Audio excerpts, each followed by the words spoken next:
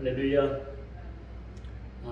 오늘 우리가 본문 함께 봉독하신 말씀을 통해서 그분이 오시문이라는 말씀의 제목을 가지고서 말라기 3장 1절에서 5절의 말씀을 가지고서 피차 은혜 받기를 원합니다. 지난주까지의 말씀을 우리가 살펴보면 그 말씀의 핵심이 이스라엘의 죄성을 하나님께서 그렇게 드러내셨다고 했죠.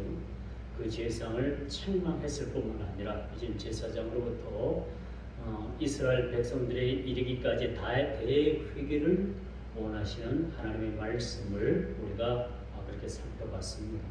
그리고 하나님께서는 이 말씀을 통해서 다시 한번 대회개를 촉구하는 그러한 말씀인 반면 오늘 저와 여러분들이 함께 나눈 이 3장의 말씀은 이제 말씀의 대전환이 이루어지는 말씀으로 보면은 이제 초두 단계에서는 하나님께서 이스라엘의 죄상을 드러내시고 그 죄상이 대상이 누구냐? 제사장이었고 이스라엘 백성이었던 반면 이제 3장의 중반절을 흘러가면서 하나님께서 그 이스라엘 백성들에게 주신 말씀이 뭐냐?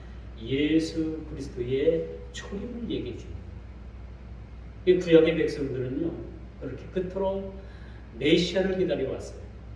우리를 구원해 주실, 우리를 모든 죄에서 구원해 주실 그런 메시아를 그렇게 그들이 선망을 했고 모든 세대가 그렇게 예수 그리스도 즉 메시아를 그렇게 기다렸다는 얘기입니다. 그런데 놀랍게도 구약의 백성들은 메시아를 그렇게 바라만 보고 대망만 했지 선망의 대상이었지 그들은 실질적으로 메시아를 만나지 못하고 그렇게 다 조상들에게로 돌아갔던 사실을 우리가 알게 됩니다. 그러나 오늘 이 3장의 말씀은 무슨 말씀이냐? 장차 메시아가 이 땅에 오겠다라는 하나님께서 말라기 선지자를 통해서 그렇게 메시아의 대망, 메시아께서 오심을 그렇게 얘기해 주고 있는 겁니다. 그래서 3장 전체 흐르는 말씀을 우리가 살펴보게 되면은 메시아의 초림, 아기 예수님으로 오시는 예수님을 비롯해서 이 마지막 때에 재림하실 심판의 주로 이 땅에 오신 메시아 예수님을 그렇게 예언하고 있음을 우리가 보게 되는 겁니다. 여러분 놀랍게도요. 이 말씀의 예언이 시작되건 후에 정확히 400년 후에 예수님께서 이스라엘 나라 베들레헴 어느 작은 고을에 메시아 아기 예수님이 그 땅에 오셨다는 사실을 우리는 알게 되는 것이죠. 이 예언의 말씀이 떨어진 지, 이 예언의 말씀이 선포된 지 정확히 400년 후에 이스라엘 나라의 아주 작은 고을에 아기 예수님이 메시아 예수 그리스도께서 탄생하신 사실을 우리가 보게 됩니다. 그러면 오늘 이 본문은 메시아 예수 그리스도의 출현을 그렇게 본문을 말씀을 통해서 우리에게 그렇게 살펴주고 있죠. 그러므로 우리는 누구를 기다린다는 것, 어떤 우리가 선망의 대상을 우리가 기다린다는 것은 참 마음 설레게 합니다. 요즘 우리나라가 3월 9일쯤인가요? 있을 그 대선을 때문에 참 방송이 시끄럽죠. 또 연일마다 터지는 후보들의 비리들을 우리가 살펴보면서 참 실망을 우리가 갖지 않을 수가 없어요. 그렇죠? 참 우리 스스로가 서민이라고 하잖아요. 그렇죠? 근데 그 고위직에 있던 사람들 참 뭐 하나 아쉬울 것들이 없는 사람들이 불법 카드를 써가지고 소고기를 사 먹고 약을 타먹고 일상생활에서의 쓰여지는 모든 생활비 모든 아니겠지만은 지금 뭐 속속히 막 드러나고 있지 않습니까? 참 이런 걸 볼 때 참 너무한다 그런 생각을 가져요. 우리 서민들이 그랬으면 참 이해를 해요. 아유 없어서 여러분 사흘 굶으면요 도둑질 안 할 사람이 없대요. 개 중에는 뭐 그럴 분도 아닐 분도 있겠지만 대다수가 사흘만 굶게 되면은 눈에 뵈는 것이 없어. 눈에 뭐만 보여? 먹을 거리만 보이는 거예요. 그러니까 나도 모르게 먹을 것을 훔치는 경우가 있는 거죠. 근데 그분들이 뭐가 아쉬워가지고 소고기 사 먹을 뭐 그런 돈을 그냥 본인 카드도 아니고 그런 법인 카드를 써가지고 그렇게 자기들 생활비에 충당을 하는가. 참 그거 한 가지 그거 하나 보태가지고 얼마나 더 큰 부자가 되려고, 얼마나 더 쌓아놓고 군림하면서 살려고 그 짓거리를 하나 생각을 할 때 참 슬픈 마음이 들어요. 슬픈 마음이. 야, 없이 사는, 하루 비록 우리가 하루 벌어 하루 먹지만은 이렇게 없이 사는 우리만 못하다. 참 우리만 못하다는 생각을 가지고 참 한편으로는 마음이 참 아파옵니다. 세상에 이럴 수도 있는가라는 생각을 가질 수가 없겠지. 참 뭐 사실은 털어서 먼지 안 나는 사람이 어디 있겠습니까? 모두가 털면 다 먼지가 나요. 그러나 해도 참 너무한다라는 생각을 전 참 가져봅니다. 이번 그 설명절 때 아이들이 이제 함께 모였어요. 그래서 이번 대선에는 누굴 뽑으려고 하느냐 그랬더니 우리 자녀들이 놀랍게도 아이고 누구 후보를 지지한다는 거예요. 저희 부부는 깜짝 놀랐어요. 깜짝 놀랐어요. 어찌 아이들이 이 자녀들이 그런 생각을 가지고 있는가? 그렇게 비리가 드러나고 그렇게 온갖 구설수에 오르는 그런 사람을 어떻게 대선 후보로 뽑을 수가 있는가? 물론 자유입니다만은 내가 어떤 후보라고는 말씀을 못 드려요. 이것도 아주 예민한 문제이기 때문에. 그 뭐 후보들 중에 누구도 그렇게 다 적용될 수 있는 문제라고 봐요. 그런데 참 의아해했던 사실을 봅니다. 물론 저도 허물이 있는 사람, 털먼 먼지가 수북히 털려나올 사람입니다. 그러나 참 이번 일들을 보면서 참 그래요. 아, 참 해도 너무한다. 그런 생각을 가지지 않을 수가 없는 상황을 우리가 봅니다. 그런데 저는 한 가지 희망을 가져요. 주께서 재림하시는 날 모든 것들이 낱낱이 드러납니다. 여러분의 치부도 드러나고 제 치부도 드러나고 세상에 유명한 사람들도 다 치부가 드러납니다. 그런데 치부가 드러나지만은 그 치부를 우리 예수 그리스도께서 주의 보혈로 덮어주십니다. 우리 치부가 드러나지만 우리는 주님 심판대에 섰을 때 예수 그리스도의 공로를 통해서 우리가 죄 용서함을 받는다는 사실을 우리는 알게 되는 것입니다. 그런 메시아 예수께서 그 땅에, 이스라엘 나라의 그 땅에 오시겠다는 그런 말씀을 오늘 말씀을 통해서 우리에게 말씀해 주고 있죠. 오늘 본문 1절 2절을 보십시오. 2절을 보십시오. 그가 임하시는 날을 누가 능히 당하며. 예수 그리스도께서 이 땅에 오실 때는 참으로 우리의 첫사람 아담과 하와가 지은 모든 죄악으로 인해서 온 우주 만물이 저주받은 그 저주의 일들이 다 풀어지게 되는 거예요. 그리고 온 하늘, 온 땅이, 온 우주가 다시 한번 회복의 역사를 그렇게 맞이하게 되는 것입니다. 예수 그리스도께서 이 땅에 오심으로 인해 가지고 우리 모든 죄악을 우리 주님께서 그 십자가에 달리심으로 말미암아 우리 모든 죄악을 해결해 주셨다는 사실을 우리는 믿습니다. 그렇죠? 우리는 믿죠? 우리 예수 그리스도께서 우리의 죄악을, 우리 모든 죄를 다 씻겨 주셨다는 사실을 우리가 믿게 되는 거예요.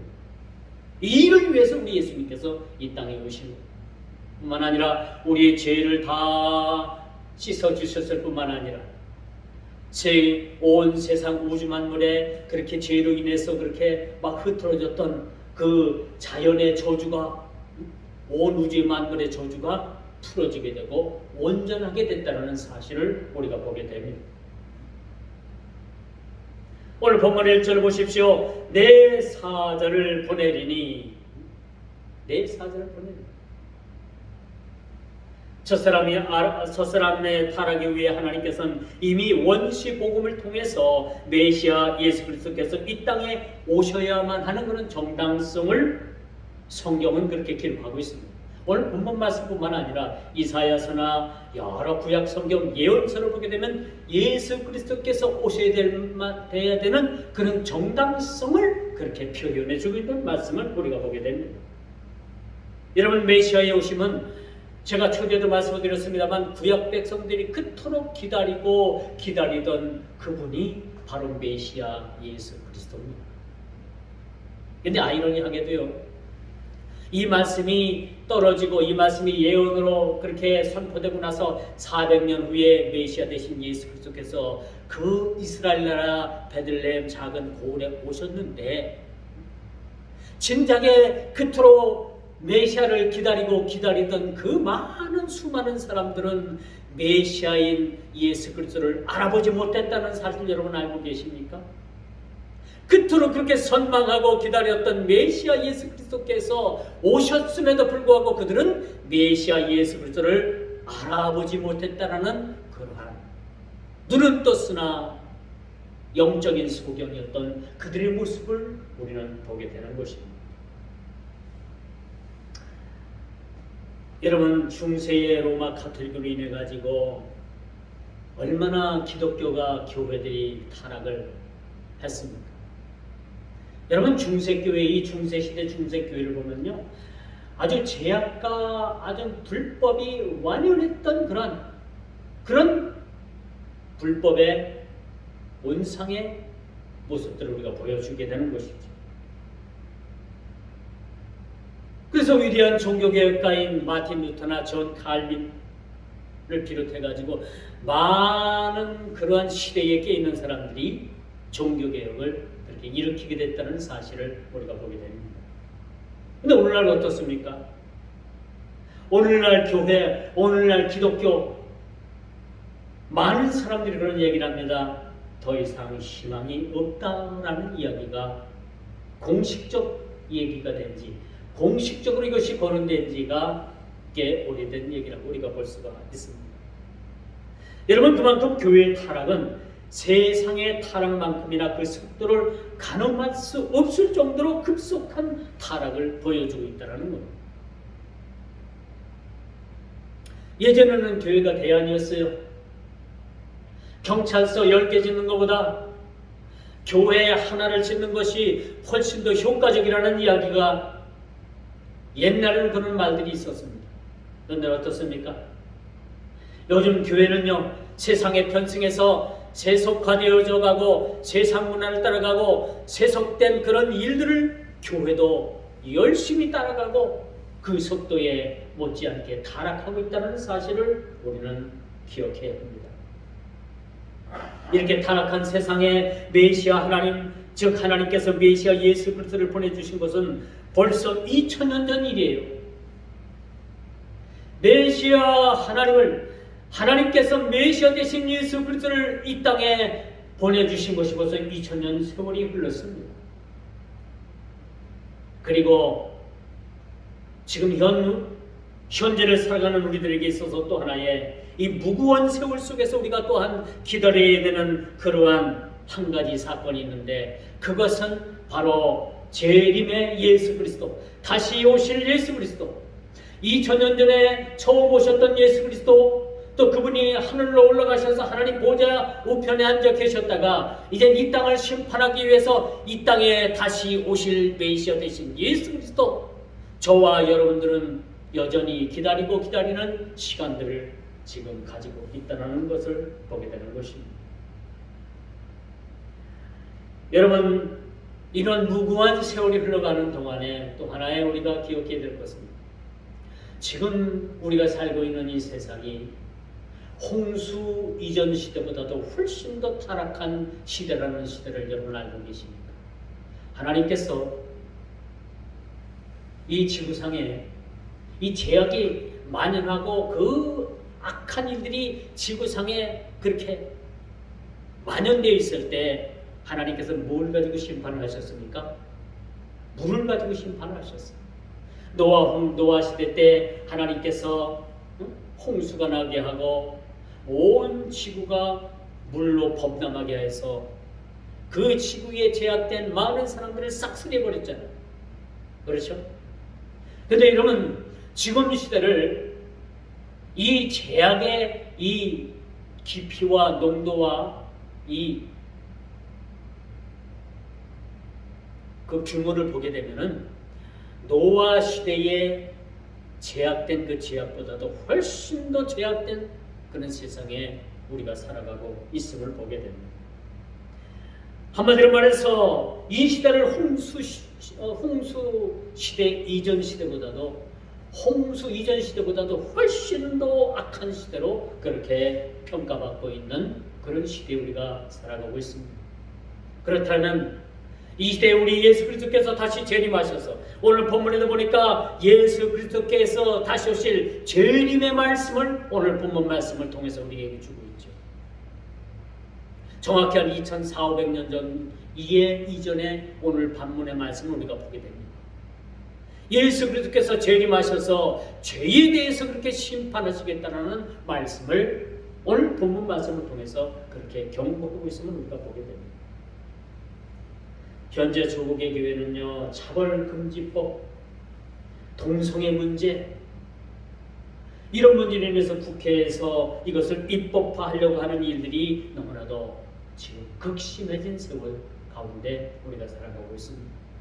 이 차별금지법, 동성애법, 이것이 입법화되게 되면은요, 그야말로 한국 교회도 마지막 보루라고 여겨왔던 한국 교회마저도 이제는 힘을 잃고 세상 정부의 눈치를 볼 수밖에 없는 그러한 교회로 탈락할 수밖에, 그렇게 전락할 수밖에 없다는 사실을 우리가 보게 됩니다.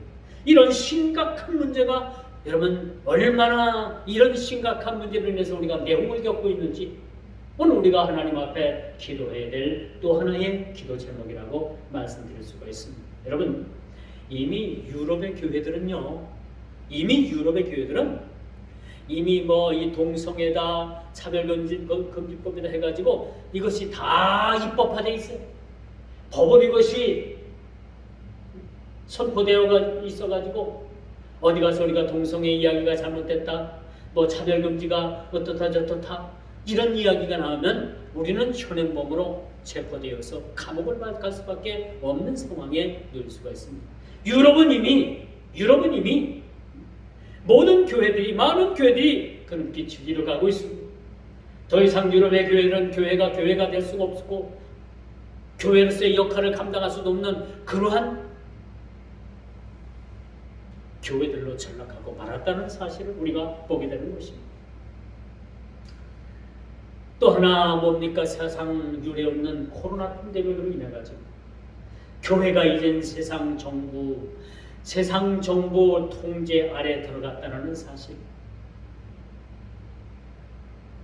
거의 매주마다 여러분들 그 공무원들이 나와가지고 인원 체크하고 여러 가지 또 제약된 그런 이야기들을 하고 이것 하지 말라, 저것 하지 말라, 계속해서 압력을 넣고 있습니다. 이젠 교회마저도 세상 정부의 통제 아래 들어가 있는 모습을 우리가 보게 됩니다. 그러므로 교회는 예배라는 순기능을 잃어버렸지 않습니까? 우리가 식사도 하고 교제도 나누고 그런 일들을 우리가 하지 못하는 것들을, 그런 일들을 통해서 이제는 우리가 사실 통제를 받고 있다고 해도 사실 통제를 받고 있는 게 지금 사실 아닙니다. 근데 어떤 교회들은 벌금을 내가면서 그렇게 예배를 강행하는 교회들도 있습니다. 사실 주님께서 오셔가지고 어떤 것이 옳다 그러다는 주님께서 판단해 주신 일이지만 지금 한국 교회가 지금 이 지경까지 그렇게 예배가 상실되고 예배라는 것 순기능이 힘을 잃어버리고 세상 정부 통제 아래 교회가 그렇게 놓여 있다는 사실에 대해서 우리가 기도해야 된다는 사실, 우리 스스로가 이 시간 깊이 자각할 수 있는 시간들이 되어지길 바랍니다. 이제 코로나를 막다 안 되니까 위도 코로나를 가자고 합니다. 어려워서 2만 명대가 넘었죠. 이 청주시만 해도 오늘 어제 나온 숫자를 보니까, 오늘 발표를 보니까 500명이 넘었습니다. 전국적으로 2만 명, 4만 명, 5만 명, 10만 명 가까이 나옵니다. 머지않아서 100만 명이 나온다고 합니다. 100만 명.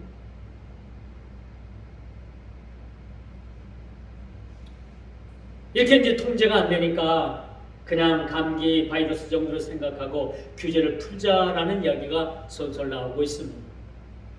이제 더 이상 안 되는 거예요. 인간의 방법은 막을래야 막을 방법이 없습니다. 여러분, 이런 상황을 보면서 오늘날 하나님께서 왜 우리들에게 이런 시련을 주셨는지 그 원인의 코드를 읽어내는 영적 안목이 우리에게 사실 필요하다는 겁니다. 왜 하나님께서 이런 우리들에게 시련을 주십니까? 저는 그렇게 생각을 합니다. 하나님께서 이런 시련을 주시는 것은 이 마지막 때에 우리를 통해서 옥석을 가르친다라고 저는 생각을 합니다. 옥석. 하나님께서 이 마지막 때에 진짜인가 가짜인가, 진짜 옥인가 가짜 옥인가라는 것을, 옥석을 가리는 그러한 단계라고 저는 생각을 합니다. 이 코로나 바이러스로 인해 가지고 우리가 고통을 겪는 것도 겪는 일이지만은, 이 일을 통해서 하나님께서는 우리들에게 옥석을 가리는 그러한 일이라고 저는 생각을 하게 되는 것입니다. 왜 우리들에게 이런 영적인 시련을 주셨는지, 왜 우리들에게 이런 현실적인 시련을 주셨는지, 이것을 우리가 영적인 그런 안목을 가지고 이 시련의 코드를 읽어내야 되는 거예요. 이 원인이 어디에 있는가? 해결할 해결점이 어디에 있는가? 하나님께서는 어떤 뜻을 가지고 계시는가? 하나님의 의도는 무엇인가라는 것을 우리가 한번 깊이 생각해 봐야 된다는 겁니다. 두 번째로 오늘 3절 4절에 보니까 깨끗하게 되리라 라고 그 말씀해 주고 있습니다. 그분이 오시면은, 예수 그리스도께서 이 땅에 오시게 되면은 모든 것을 깨끗게 하시는 것입니다. 실제적으로 예수님께서 그 이스라엘 나라에 오셔가지고 그 예루살렘에 있는 성전에, 그 성전이 장사치로 인해 가지고 더럽혀진 그 성전을 우리 주님께서, 메시아 되신 예수 그리스도께서 성전을 깨끗하게 하신 일들이 있지 않습니까? 이것뿐만 아니라 우리가 예수를 믿게 되면 우리가 더럽혀진 우리의 모든 죄상이 떠나가고, 우리의 모든 죄악이 떠나가게 되고, 우리는 깨끗한 주님의, 하나님의 신부로 우리가 세워지게 된다는 사실을 알게 되는 것이죠. 이제 죄악으로 치달았던 이스라엘의 제사의 문제, 우상의 문제들이 주께서 이 땅에 오심으로 인해서 모든 문제가 해결될 것입니다. 저는 적어도 이 코로나 팬데믹이 해결될 수 있는 방안은 우리 주님 오시는 날이 되지 않을까 생각을 합니다. 지금 바이러스도 진화를 해가지고 자꾸 바이러스도 발전을 해가지고 그 A라는 바이러스에 대해 가지고 코로나 바이러스에 대해서 약을 만들어 놓으면 B로다가 딱 변해버립니다. B에 대한 약을 만들어 놓으면 C에 대한 약으로 싹 변하는 겁니다. 모르긴 몰라도 이것이 지구의 끝날까지 가지 않을까라는 생각을 조심스럽게 이야기해 보는 것이 보기도 합니다. 이제 어찌 보면 인간 과학으로는 더 이상 바이러스는 통제 불가능한 일인지도 모른다는 사실이죠. 그러므로 주 예수 그리스도의 재림만이 바이러스를 잠재울 일어나는 것을 부인할 수가 없어요. 예수 그리스도의 초림으로 온 우주 만물에 창조하신 그 창조의 질서가 회복되었듯이, 예수 그리스도의 재림으로 인해서 이제는 완전하신 주님의 강림으로 인해서 그 모든 세상의 실체가 확연하게 드러나게 될 것입니다. 그분이 이 땅에 오심으로 인해서, 그분이 세상에 다시 재림하심으로 인해 가지고 이 땅에 모든 것이 거울처럼 완벽하게 그 실체가 드러나게 된다는 거죠. 그때 가서는 왜 바이러스가 이 땅에 창궐했는가?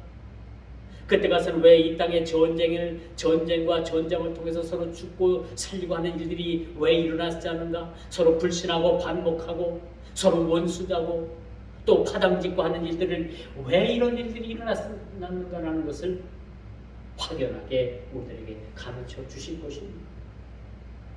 오늘 1절 2절을 보십시오. 그분이 이 땅에 오시게 되면은 이제 모든 것을 깨끗게 하실 뿐만 아니라 폐해졌던 예배가 회복되어질 것입니다.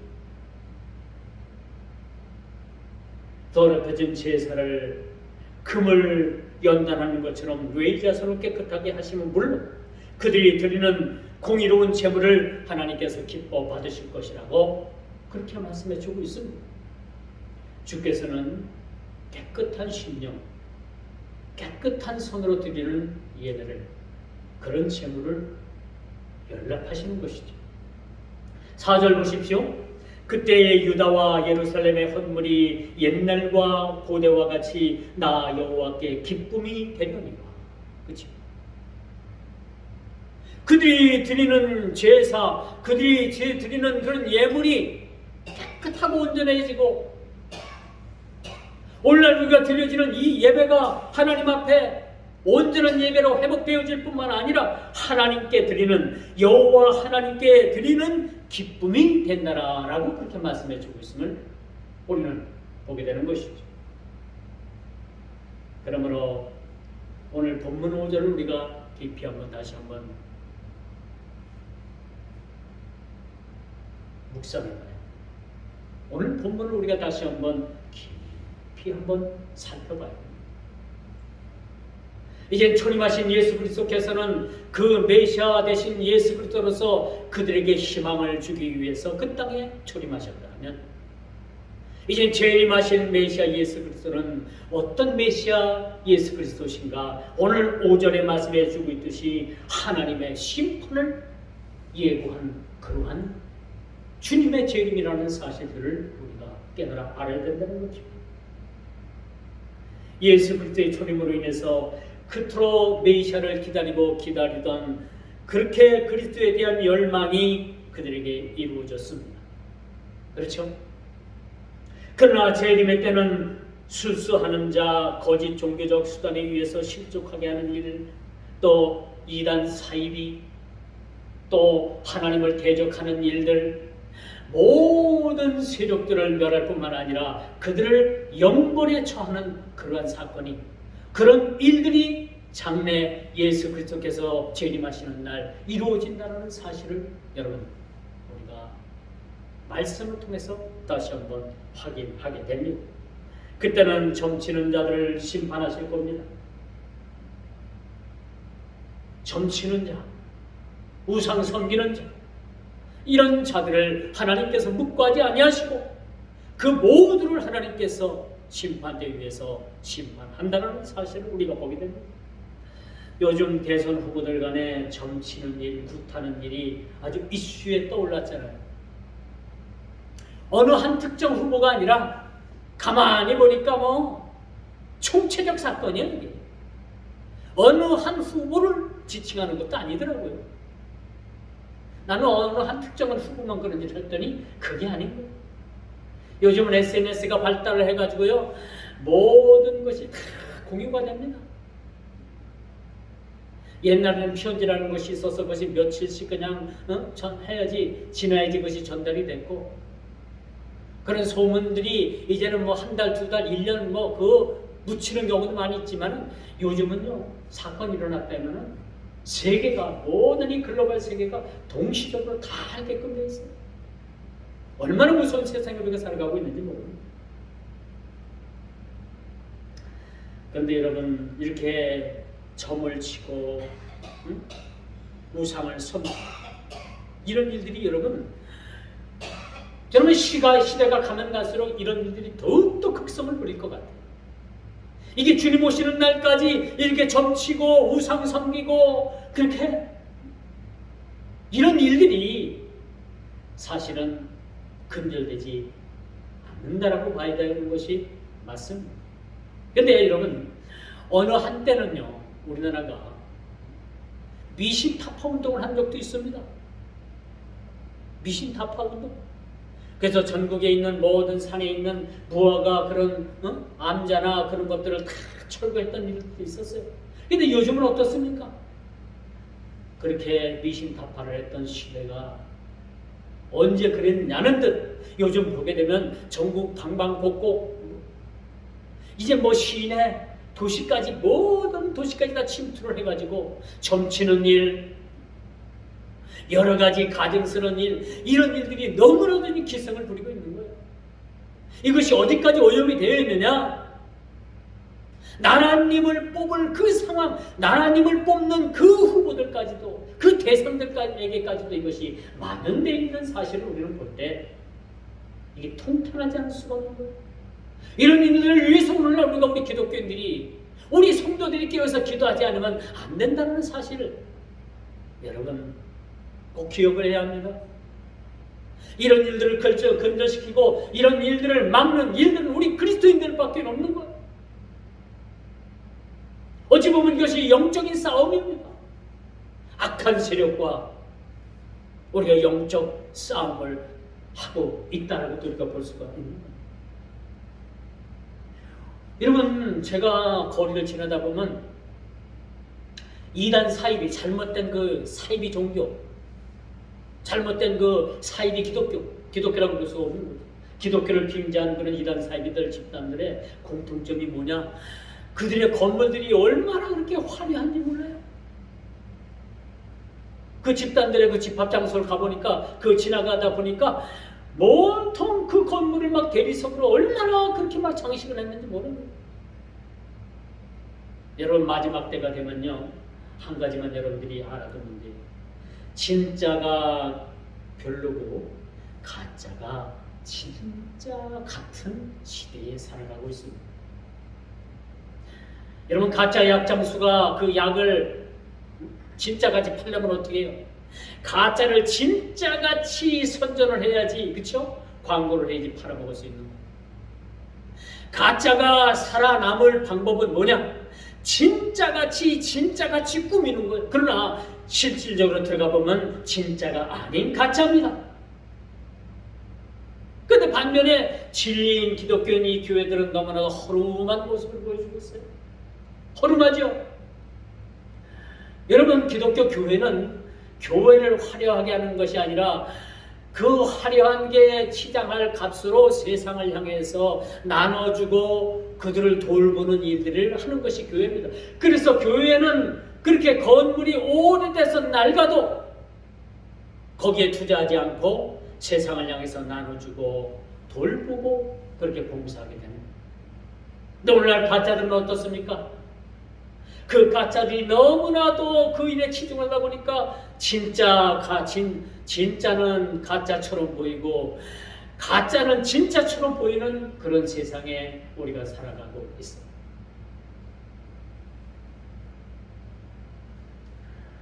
지금 시대를요, 소돔성을 능가하는 그런 그릇된 성적 타락으로 시대를 우리가 살아가고 있습니다. 하나님께서 왜 소돔성을 멸망하셨게 하셨을까요? 극심한 성적 타락입니다. 남자가 남자를 주관하고 여자가 여자를 주관하는 그런 그릇된 성적 문화, 하나님의 창조 질서를 그렇게 깨뜨리는 그러한 성적인 타락 때문에 하나님께서 그 소돔성을 한 줌 가루로 그렇게 날려버렸다는 사실을 여러분 알고 계십니까? 지금 시대를 소돔성을 능가하는 그런 그릇된 성적 타락으로, 그런 타락된 시대에 우리가 살아가고 있습니다. 품삯을 속이는 일, 노사이의 불균형, 지금은 또 강성노조 때문에 그 회사 경영자들이 어려움이 많다고 합니다. 제가 어제 뉴스를 잠깐 그 인터넷 뉴스를 봤는데, 이 삼성이라는 회사가 몇 년 전에 이제 한국에서 기업하기가 너무나도 힘드니까 외국으로 본사를, 미국이나 다른 나라로 본사를 옮길 생각을 가지고 있었대요. 그런데 옮기지 못하는 이유가 이 한국에서 특허받은 이 지적재산권이 이것을 옮기는데 그것을 해결하고 또 옮겨야 된다고 합니다. 그러면 거기에 많은 수많은 경비가 소요된다고요. 그래서 그것 때문에 지금 못 옮기고 있다. 그런 이야기가, 그런 기사를 제가 읽어본 적이 있습니다. 요즘 뭐 기종노조라는 그러한 신생어가 그렇게 유행처럼 그렇게 우리들 입술을 통해서, 입을 통해서 회자되고 있지 않습니까? 적절한, 모두가 적절해야 돼. 품삯을 속여서는 안 돼, 속여서도 안 되겠지만은 빈둥빈둥 놀면서 자기 권리를 찾으면 또한 안 된다라는 생각을 저는 가지고 있습니다. 오늘 본문에 보니까 고아와 가부를 압제하는 일, 나그네를 억울하게 하는 일들, 이런 일들은 반드시 심판받아 마땅하다는 사실을 오늘 본문은 그렇게 기록해주고 있습니다. 그러나 여러분, 이런 요인보다도 가장 큰 심판의 요인이 뭘까? 오늘 본문의 오전에 등장하는 하나님의 심판의 요인이 뭘까? 뭘 가지고 하나님께서 심판하실까? 그것은 하나님을 경외하지 않는 자들에 대한 심판인 겁니다. 예수 그리스도께서 이 땅에 오시면요, 이 땅에 많은 사람들이 구원을 받는 것입니다. 주 예수를 믿어라, 그러면 너와 내 집이 구원이 이르리라고 그렇게 말씀하신 그 말씀처럼 예수 그리스도께서 이 땅에 오시면 많은 사람들이 그 죄악에서 돌이켜서 다시 하나님을 경외하고 참으로 참 믿음의 신앙을 가지고 사는 사람들로 변화시키기 위해서 이 땅에 오신 것입니다. 회복입니다. 온 우주 만물을 회복하고 자연을 회복할 뿐만 아니라 이 죄악으로 인해서 망가진 우리 인간들을, 우리 인생들을 회복시켜 주시기 위해서 우리 주님께서 오신 거예요. 그런데 이젠 다시 오실 메시아 예수 그리스도는 어떤 분이신가? 오늘 오전에 언급하고 있듯이 심판을 위해서 이 땅에 다시 강림하시겠다라는 사실들을 여러분 꼭 기억을 해야 합니다. 2절의 말씀이에요. 그의 임하는 날을 누가 능히 당하며 그의 나타나는 때에 누가 능히 서리. 그분이 다시 이 땅에 재림하실 때에는 누구도 그 일을 능히 당하는 일에서 피하는 자가 없겠고, 그의 나타나는 때에 누가 능히 그 앞에 서겠는가 말입니다. 그러므로 우리는 두렵고 떨리는 마음을 가지고 주님의 재림을 기다려야 된다는 사실을 기억해야 합니다. 누가 능히 그리스도 앞에서 변명하겠으며 감히 자신들의 정당성을 주장할 수 있을까? 저도 주장할 수가 없어요. 단 한 가지, 예수 그리스도의 그 공로로 인해서 내가 주님 앞에 섰을 때 나는 비록 죄악으로 인해서 죽을 수밖에 없는 그런 내 존재지만, 나의 존재지만, 그래도 하나님께서 예수 그리스도를 통해서 나를 구원해 주셨으니 나는 하나님의 자녀로 그렇게 살아갈 수 있습니다라는 고백을 하지 않을 수 있을까요? 그렇게 할 수가 있다고 저는 생각을 합니다. 그러나 내 스스로의 정당성을 나는 그렇게 주장할 수가 없는 존재임을 여러분들도 마찬가지겠죠. 여러분 스스로가 스스로가 자신의 정당성을 주장할 수 있을까요? 없습니다. 나의 정당성이 아니라 예수 그리스도, 그분이 나의 보호자가 되시고 보혜사가 되시기 때문에 그분을 의지해서 내가 주님 앞에 설 수가 있는 것입니다. 이제 말씀의 결론을 맺습니다. 메시아의 초림과 재림을 뛰어넘는 시간의 초월성을 가지고 이 말씀이 기록되어 있습니다. 오늘 1절에서 5절의 이 짧은 말씀은 예수 그리스도의 초림을 이야기해 주고 있고요. 또 예수 그리스도께서 마지막에 재림하셔서 심판하실 말씀이 오늘 동시에 그렇게 기록되어져 있다는 겁니다. 이 말씀이 쓰여졌던 시대에는 2400년이나 2500년 사이에 쓰여진 말씀이에요. 오늘 본문 말씀입니다. 그리고 2400년 후에 사는, 오늘을 사는 우리들에게 주시는 이 말씀이기도 합니다. 이 말씀을 우리가 어떻게 받아들여야 되겠습니까? 그분이 오시면, 그분이 임하시는 날을 우리가 두렵고 떨리는 마음으로 이 종말적 재림의 신앙을 잃지 않는 우리 모두가 되어야 됩니다. 처음 예수님께서 오실 때 그 이스라엘의 구약의 백성들은 얼마나 메시아 예수님을 오시기를 그렇게 기다렸는지 몰라요. 반복되는 말씀입니다만 이렇게 기다렸던 사람들이 진작 메시아 예수 그리스도께서 그 땅에 오시니까 그들은 예수 그리스도 메시아를 알아보지 못했습니다. 이것이 영적인 어둠인 거예요. 영적인 소경인 것입니다. 이제는 예수 그리스도께서 이 땅에 머지않아서 다시 재림하십니다. 이 땅에 머지않아서 예수 그리스도께서 다시 재림하셨을 때 우리는 그분을 알아볼 수 있을까요? 그분께서 오심을 우리가 준비하고 그분의 오심을 우리가 기다리고 마치 기름 준비한 5 처녀와 같은 그러한 모습을 가지고 우리가 주님을 기다릴 수가 있을까요? 우리 스스로가 준비됐다고 생각을 할 수 있을까요? 이젠 다시 오십니다. 우리가 두렵고 떨리는 마음으로 그분 오심을, 그분 오셨을 때 우리가 그분을 알아보고 주 예수여 어서 오십시오. 주 예수여 어서 오십시오. 우리가 환영하고 모셔드리는 그런 우리 믿음의 성도들의 삶이 되기를 주님의 이름으로 축원하면서 말씀을 맺도록 하겠습니다. 다 같이 기도하십니다.